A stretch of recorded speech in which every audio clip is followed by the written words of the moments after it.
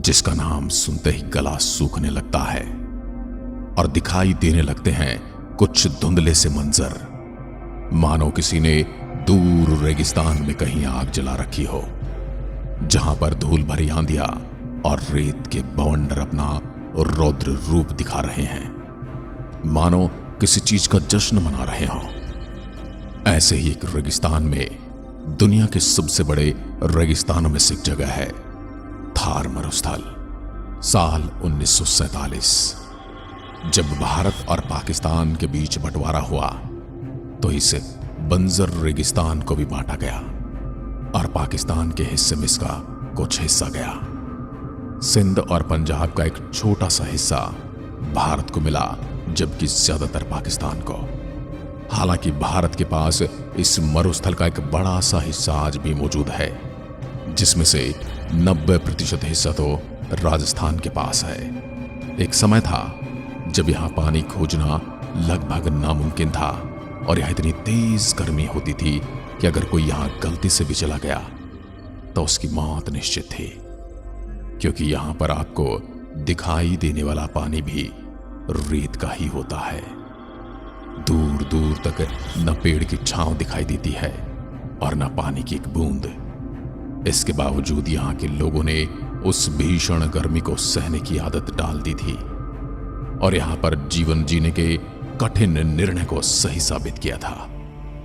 हालांकि कुछ समय बाद यहां पानी की समस्या अपने चरम पर थी, जब यहां कई सालों तक बारिश नहीं हुई और रेगिस्तान में अब पेड़ों के पत्ते तो क्या, पेड़ों के ठूंठ ही दिखाई देते थे। जब यहां नहर का निर्माण नहीं हुआ था तब लोगों को कई मील दूर पैदल चलकर पीने का पानी लाना पड़ता था, और राजस्थान में कई मील दूर का मतलब आप किसी गाड़ी या सवारी से नहीं, बल्कि आपको रेत में धंसते हुए पैरों के साथ अपने सिर पर पानी का वजन लेकर चलना होता था। कितनी कठिन रही होगी उनकी जीवन की परिस्थितियां। तब राजस्थान में पानी तलाश करना एक जंग लड़ने के जैसा था। जहां पानी था वहीं जीवन था, या फिर पानी के आसपास ही गांव बसते थे। तभी 1899 में उत्तर भारत में भयंकर अकाल पड़ा। इस भयंकर अकाल में राजस्थान बुरी तरह से चपेट में आ गया, मानो कोड़ में खाद जैसा काम हो गया। एक तो पानी पहले से ही बहुत कम था और ऊपर से भयंकर अकाल। राजस्थान के जयपुर, जोधपुर, नागौर, चूरू और बीकानेर जैसे इलाके भयंकर तरीके से सूखे की जद में आ गए थे, मानो सूखा इन्हें निचोड़ कर इनसे एक एक पानी की बूंद, एक एक रक्त की बूंद निकाल लेना चाहता हो। इसे स्थानीय भाषा में छप्पनिया अकाल कहा जाता है। अंग्रेजों के गजेटियर में यह अकाल द ग्रेट इंडियन फैमिन 1899 के नाम से दर्ज हो गया था। यही वो समय था जब बीकानेर रियासत के नए राजा महाराजा गंगा सिंह का राज तिलक हुआ था। महाराजा गंगा सिंह जी ने राजा लाल सिंह के घर तीसरी संतान के रूप में जन्म लिया। महाराज गंगा सिंह पानी की किल्लत पहले से देख रहे थे और उसके बारे में दिन रात सोच रहे थे, और उन्होंने यहां अब नहर बनाने की सोची। उन्होंने जो सोचा वो किसी ने कभी कल्पना तक नहीं की थी। इतनी बड़ी सोच, और वो भी रेगिस्तान के बीचों बीच नहर का सपना भी किसी सपने जैसा नहीं लगता था। और उन्होंने इसे संभव बनाने के प्रयास भी किए और अपनी सोच को भी उसे संभव बनाने के लिए लगा दिया। उन्होंने आसपास के कई लोगों से सलाह मशवरा किया। जब कोई नहर बनाने के काम में आगे नहीं आया तब यह काम संभाला कंवर सिंह और उनकी टीम ने। इस नहर को बनाने का मुख्य क्रेडिट अगर किसी को दिया जाता है तो वह है कंवर सिंह गुप्ता को।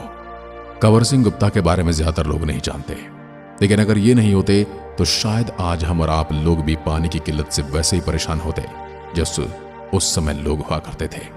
ये बात मैं राजस्थान के उन लोगों की कर रहा हूं जो आज भी उसी मरुस्थल यानी थार मरुस्थल के निवासी हैं और खुशहाल जीवन जी रहे हैं। उस समय मरुस्थल पर नहर बनाना यानी 50 डिग्री से ऊपर का पारा, न मशीन न कोई ऐसी तकनीक, और ऐसे समय में कोई भी इंजीनियर उसकी तरफ देखना भी पसंद नहीं करता। रात में मजदूर को रहने की जगह नहीं, दिन में बैठने को छाया नहीं, और उसके ऊपर सांप और बिच्छू का दंश। यहां तक कि उस समय के इंजीनियर उसके बारे में सोचने से भी कतराते थे। हालांकि कंवर सिंह ने महाराज के राजस्थान में नहर लाने के सपने पर काम शुरू कर दिया, मगर इस सपने को साकार करना कोई आसान काम नहीं था। निर्माण कोई आसान बात नहीं थी। इसमें लाखों चुनौतियां थी, कठिनाइयां थी और कई लोगों की तो जान तक चली गई। आज भी हम उन लोगों के ऋणी हैं, उन लोगों के बलिदान को हम प्रणाम करते हैं। जब महाराजा गंगा सिंह ने पंजाब से पानी मांगा तो पंजाब पानी देने के लिए राजी हो गया। इसके बाद सतलुज नदी से एक नहर निकालकर राजस्थान को पानी दिया गया। इनके शानदार प्रयास और जी तोड़ कोशिशों को देखते हुए इस नहर का नाम गंग नहर रखा गया। नहर तो आ गई थी, लेकिन उस सूखी और रेतीली जमीन पर कोई खेती करने को राजी नहीं था। ऐसे में राजा गंगा सिंह ने लोगों को खेती करने के लिए खुद बुलाया। साथ ही लोगों को बसाने के लिए जमीन मुफ्त में दी, ताकि बीकानेर की बंजर जमीन को हरा भरा किया जा सके और इसे जीवन जीने लायक एक सही स्थान बनाया जा सके। कंवर सिंह जानते थे कि इस मौसम में यदि कोई काम आ सकता है तो वो है रेगिस्तान का जहाज। जब नहर बनाने के लिए जमीन खोदने की बारी आई तो रेगिस्तान के जहाज कहे जाने वाले ऊंट को लगाया गया। ऊंटों ने जमीन खोदने का काम शुरू किया तो इनका साथ गधों ने भी खूब निभाया। उस समय के कुम्हार, चाहे वो भारत के आज किसी भी हिस्से में रहते हो, वो इस नहर का जिक्र किए बिना कभी नहीं भूलते। उनके जीवन में ये नहर और इस नहर पर किया गया काम उनके जीवन के सबसे उल्लेखनीय कामों में से एक है। ऊंट और गधों ने मिलकर युद्ध स्तर पर काम करना शुरू किया। इन्हें रात दिन काम पर लगा दिया गया। इन जानवरों ने मिट्टी की खुदाई और ढलाई पर नामुमकिन काम को मुमकिन कर दिया, और इतनी गर्मी में उसमें कस्सी फावड़ा चलाने वाले मजदूरों के हौसले का तो क्या ही कहना।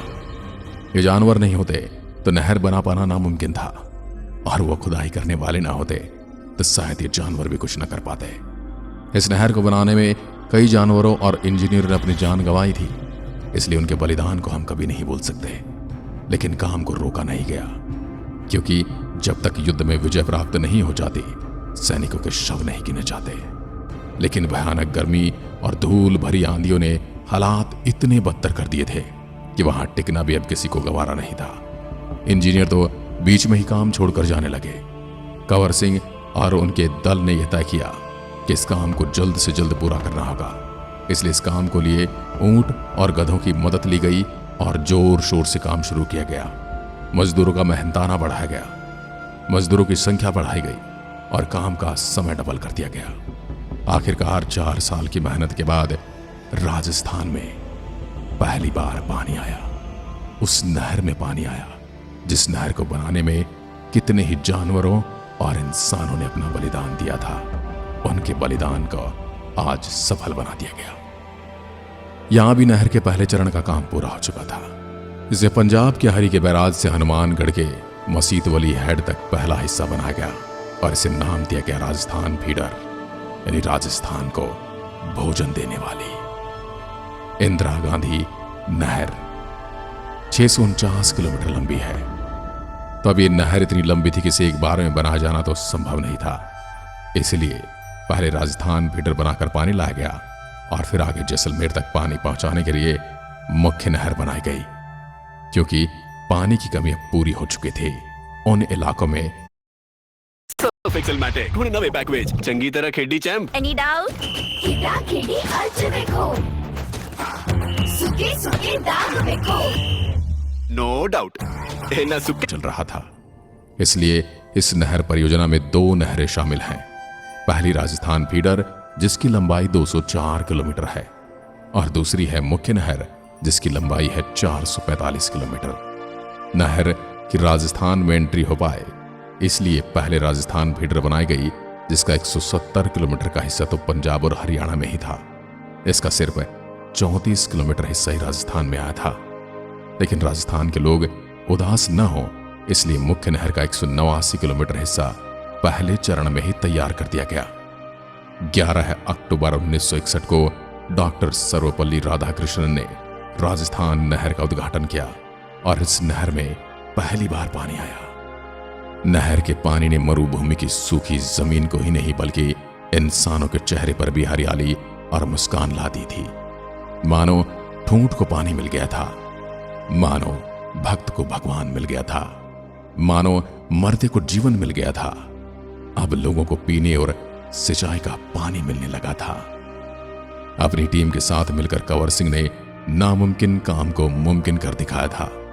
एक सपने को सच में धरातल पर उतार कर दिखाया था। इस नहर के निर्माण में कई घोटालों के आरोप लगे थे, लेकिन पानी आने की खुशी और इसके फायदे के सामने सब कुछ भुला दिया गया, क्योंकि जो चीज उन्हें बदले में मिली थी वो बेशकीमती थी, अमूल्य थी। इसलिए घोटालों को नजरअंदाज कर दिया गया। इंदिरा गांधी नहर प्रोजेक्ट को सक्सेसफुल बनाकर हजारों मजदूरों, ऊंटों और गधों और साथ ही कंवर सिंह की टीम ने राजस्थान के भाग्य को हमेशा के लिए बदल कर रख दिया था। गधों का मजाक उड़ाने वाले इस वीडियो को देख रहे हो तो थोड़ा सा सम्मान भी दे दीजिएगा। कंवर सिंह को मरुस्थल का भागीरथ कहा गया, जिन्हें बाद में पद्म विभूषण से भी नवाजा गया। यहां नहर का निर्माण हो चुका था, लेकिन अभी सबसे मुश्किल काम बाकी था, पानी पहुंचाने का। आपके दिमाग में एक सवाल जरूर आ रहा होगा, इस नहर को बनाने में कहीं भी इंदिरा गांधी का नाम नहीं आया, जबकि नहर का नाम उनके नाम पर है, तो ऐसा क्यों? तो जब नहर बनकर तैयार हो गई और लोगों को अब पानी की किल्लत नहीं थी, लोग खुश थे। वहीं कुछ जगह ऐसी थी जहां पानी की कमी अभी भी थी, जिनमें बाड़मेर, चूरू, नागौर और 11 जिले पानी के लिए बुरी तरह से तरस रहे थे। फिर वहां पर भी पानी पहुंचाने का काम शुरू किया गया। साल 1983 जब नहर के विस्तार का काम चल रहा था, तो उसी वक्त तत्कालीन प्रधानमंत्री इंदिरा गांधी इस नहर का दौरा करने आई, और उन्हें दौरा करने का इनाम इतना बढ़ा दिया गया कि एक साल बाद यानी साल 1884 में इस नहर का नाम इंदिरा गांधी नहर रख दिया गया। तब आप समझ गए होंगे कि क्यों इस नहर का नाम इंदिरा गांधी जी के नाम पर रखा गया था। मजे की बात तो यह, इस नहर को बनाने का सपना देखा महाराजा गंगा सिंह ने, और इंजीनियर कंवर सेन ने कड़ी मेहनत से इसे बनाया, और नहर का उद्घाटन किया सर्वपल्ली राधाकृष्णन द्वारा, और नाम इंदिरा गांधी नहर परियोजना रख दिया गया, जो कि इस नहर के निर्माण में हुए अब तक के सबसे बड़े घोटालों में सबसे ऊपर था, नाम घोटाला। क्या आप इस बात से सहमत हैं? कमेंट में लिखकर जरूर बताइएगा। एक बार फिर मिलते हैं, तब तक के लिए नमस्कार।